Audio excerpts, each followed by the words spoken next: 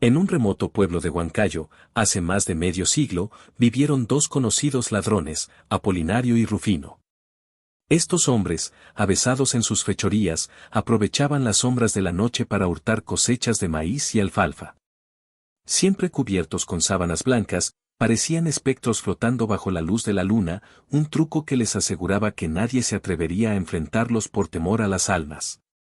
Una noche de invierno, decidieron fijar su objetivo en el campo de maíz de don Rosendo, un anciano campesino conocido por su devoción religiosa y su vida tranquila. Don Rosendo vivía en una modesta choza al lado de una cruz de piedra que había heredado de sus abuelos. Esa cruz, según las leyendas del pueblo, era un talismán que protegía la zona de los espíritus. Pero esa noche, ni las leyendas ni las oraciones protegerían sus campos de los intrusos. Apolinario y Rufino llegaron al campo sigilosamente, siguiendo el cauce de una acequia que cruzaba la propiedad. Con movimientos rápidos y precisos, comenzaron a llenar sacos con maíz, conscientes de que el ruido podría despertar al dueño. Mientras tanto, don Rosendo dormía profundamente, ajeno al saqueo que ocurría a pocos metros de su choza.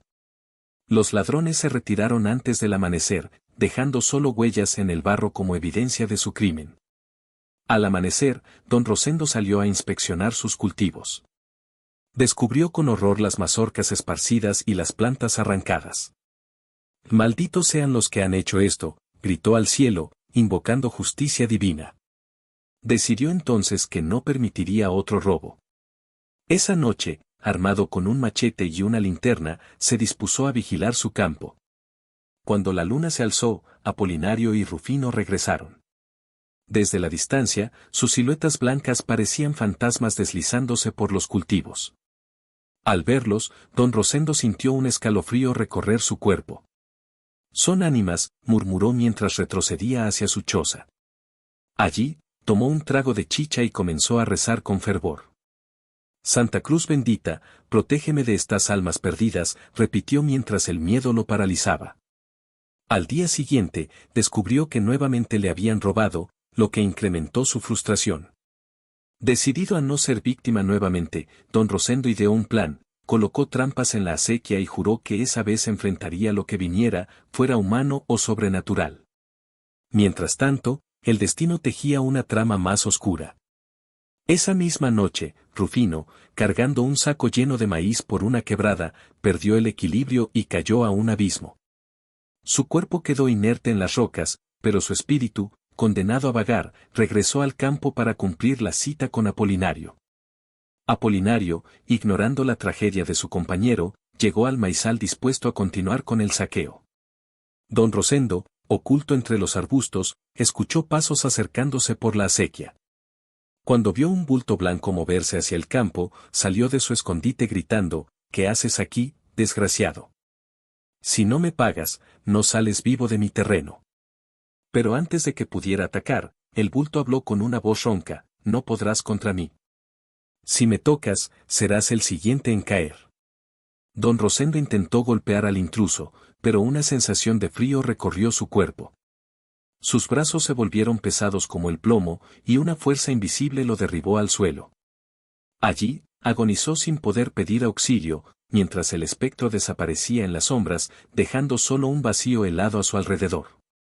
La oscuridad se tragó su último aliento, y la cruz de piedra que había protegido su hogar, brilló débilmente antes de apagarse por completo. Más tarde, Apolinario llegó al campo y vio a Rufino, o lo que parecía ser él, trabajando en silencio bajo la luz de la luna. «¿Por qué no me esperaste?», preguntó, pero Rufino no respondió. Solo seguía cortando las mazorcas con un ritmo inquietante. «El dueño intentó detenerme», dijo una voz que no era la suya, profunda y distorsionada, «pero ya no hay nada que hacer. Ahora descansa para siempre». Alarmado por la frialdad en su tono, Apolinario instó a su compañero a terminar rápido. «Vamos, Rufino, corta y salgamos de aquí antes de que amanezca», dijo mientras cargaba los sacos. Sin embargo, notó que Rufino no se había quitado la sábana, ni siquiera para descansar. «Deja esa manta, hombre, que no hay quien nos vea», bromeó Apolinario, sin saber que algo extraño ocurría. A medida que avanzaban hacia la acequia con el botín, Apolinario comenzó a sentir que el aire a su alrededor se volvía denso, como si algo invisible los observase. Cuando intentó tocar el brazo de Rufino para llamar su atención, su mano atravesó el aire. Un escalofrío recorrió su cuerpo. ¿Qué eres tú?, gritó, pero Rufino no respondió, manteniéndose inmóvil, como una sombra en la oscuridad. Desesperado, Apolinario dio un paso atrás, pero tropezó y cayó al río con un estrépito. El frío del agua le cortó la respiración y el miedo se apoderó de él. Intentó levantarse, pero algo lo retuvo bajo el agua. Su cuerpo se tensó, y en un instante, el miedo y el impacto lo hicieron perder el sentido. Un profundo vacío lo rodeó, y la oscuridad se cerró sobre él como si nunca hubiera existido. Cuando los primeros rayos de sol iluminaron el campo, los campesinos encontraron los cuerpos de don Rosendo y Apolinario. Desde entonces, las gentes del pueblo dicen que en las noches de luna llena, dos sombras blancas se ven vagando por los maizales, como un recordatorio de que el mal siempre recibe su castigo. Sin embargo, lo que los lugareños no saben es que los lamentos que escuchan no son solo de las almas de los ladrones, sino también de don Rosendo, quien quedó atrapado entre el mundo de los vivos y los muertos, clamando por la justicia que no pudo obtener en vida. Así, el maizal se convirtió en un lugar maldito, donde la frontera entre los vivos y los espectros se desdibuja con cada luna llena. Los años pasaron, y la historia del maizal maldito se transmitió de generación en generación. Nuevos campesinos intentaron trabajar en esas tierras, pero siempre eran disuadidos por los extraños eventos que ocurrían. Herramientas que desaparecían, luces que danzaban en medio de la oscuridad, y susurros que llenaban el aire. Es don Rosendo, decían algunos. Es Rufino, aseguraban otros. Pero nadie se atrevía a quedarse después del anochecer. Un joven sacerdote, el padre Mateo, llegó al pueblo convencido de que podía liberar el lugar de su maldición. Armado con su fe y un crucifijo de plata, organizó una procesión para bendecir el maizal. Los lugareños, aunque temerosos, lo siguieron. La procesión avanzó bajo el fulgor de la luna llena, y cuando llegaron al centro del campo, el padre Mateo comenzó a rezar. De pronto, un viento helado barrió el lugar. Las velas se apagaron, y las sombras de Apolinario y Rufino aparecieron. Los presentes retrocedieron, aterrados, mientras las figuras espectrales se acercaban al sacerdote.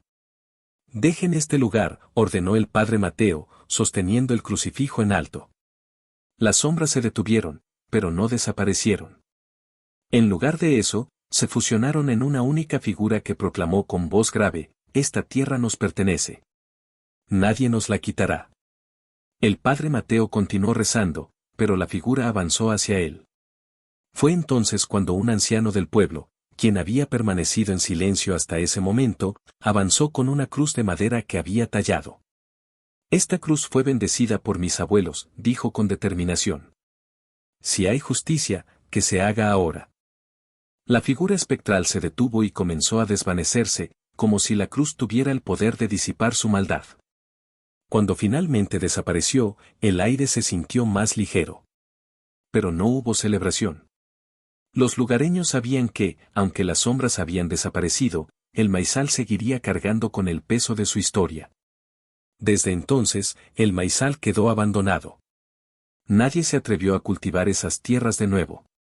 Los susurros y las luces extrañas cesaron, pero el recuerdo de los eventos nunca se desvaneció.